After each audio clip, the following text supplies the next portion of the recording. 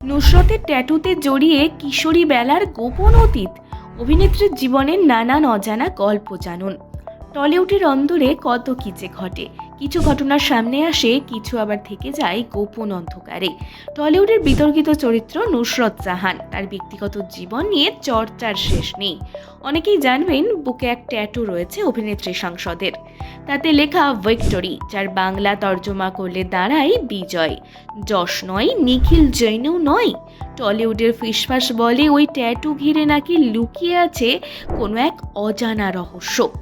নুসরত কোনোদিনও এ নিয়ে মুখ খোলেননি, তবে টলিউডের গসিপ কর্নার নুসরতের একদা ঘনিষ্ঠ বেশ কিছু মানুষের দাবি, এবং ভিক্টোরিয়াসকে ভিক্টোরি নয়, বেশ কিছু বছর আগে তা ছিল ভিক্টর।